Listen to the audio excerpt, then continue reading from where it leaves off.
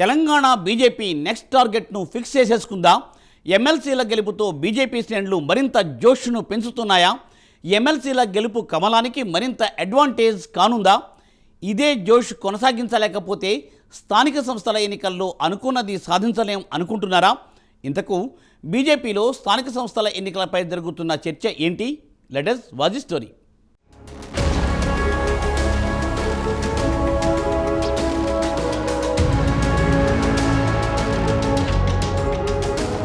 తెలంగాణలో అధికార పార్టీకి కాషాయ దళం వరుస షాక్లు ఇస్తోంది. ఇటీవల జరిగిన 3 ఎమ్మెల్సీ స్థానాల ఎన్నికల్లో 2 స్థానాలు కైవసం చేసుకున్న బీజేపీ మంచి జోష్లో కనిపిస్తోంది. ఆ క్రమంలో కాషాయ పార్టీ నెక్స్ట్ టార్గెట్గా స్థానిక సంస్థల ఎన్నికలను ఫిక్స్ చేసుకుంది. ఎమ్మెల్సీ ఎన్నికల గెలుపుతూ స్థానిక సంస్థల ఎన్నికల్లో కూడా సత్తా చాటాలనుకుంటోంది బీజేపీ. రాష్ట్రంలో కాంగ్రెస్కి ప్రత్యామ్నాయం తామే అని చాటుకోవడానికి బీజేపీ వ్యూహాలు పన్నుతోంది.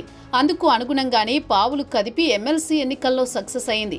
ఇక ఇప్పుడు స్థానిక సంస్థల ఎన్నికలపై కాషాయ నేతలు ఫోకస్ పెడుతున్నారు. ప్రస్తుతం ఉన్న జోష్ని కంటిన్యూ చేయాలని, అప్పుడే వచ్చే సార్వత్రిక ఎన్నికల్లో కాంగ్రెస్ని ఢీకొట్టగలమని పార్టీ పెద్దలు భావిస్తున్నారట.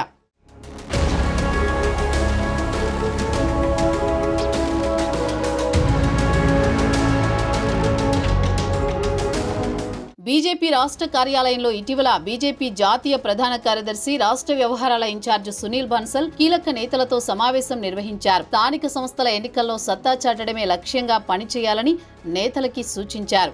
ఎమ్మెల్సీ ఎన్నికల ఫలితాలు తెలంగాణ రాజకీయాలపై ప్రభావం చూపిస్తాయని కాషాయ నేతలు భావిస్తున్నారు.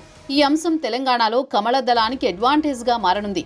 2 ఎమ్మెల్సీ స్థానాలు కైవసం చేసుకోవడం తమకు టర్నింగ్ పాయింట్గా మారుతుందని బీజేపీ నేతలు చెబుతున్నారు. కరీంనగర్, నిజామాబాద్, ఆదిలాబాద్, మెదక్ గ్రాడ్యుయేట్ ఎమ్మెల్సీ స్థానం ఎన్నికల్లో అంజిరెడ్డి, టీచర్ ఎమ్మెల్సీ ఎన్నికల్లో మలక కొమరయ్య విజయం సాధించారు.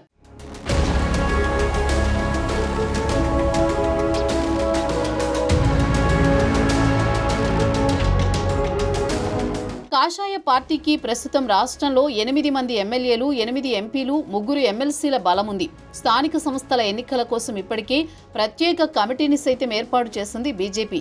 ఇప్పటికే నుండే గ్రౌండ్ లెవెల్లో పార్టీని బలోపేతం చేయాలని పార్టీ నిర్ణయించింది. గ్రామ పంచాయతీల అభివృద్ధికి కేంద్రమే నిధులు ఇస్తుంది.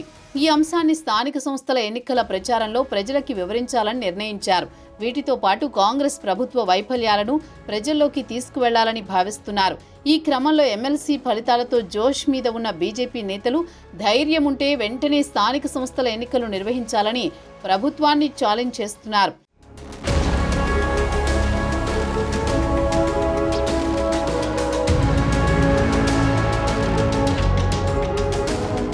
సాధారణంగా ఏ పార్టీ అధికారంలో ఉంటే స్థానిక సంస్థల ఎన్నికల్లో ప్రజలు ఆ పార్టీకే పట్టం కడతారు. అయితే కాంగ్రెస్ పార్టీ ఇచ్చిన హామీలు నెరవేర్చలేదనే విమర్శలు ప్రజల్లో వెల్లువెత్తుతున్నాయి. ఆ ప్రభావం లోకల్ బాడీ ఎలక్షన్స్ పై రిఫ్లెక్ట్ అయ్యే పరిస్థితి కనిపిస్తోంది. మరి ఇలాంటి పరిస్థితుల్లో రేవంత్ రెడ్డి సర్కార్ ప్రజాభీష్టం మేరకు పనిచేస్తుందా, లేదంటే స్థానిక సంస్థల ఎన్నికల్లో కమలం పార్టీకి అవకాశం దక్కేలా చేస్తుందా చూడాలి.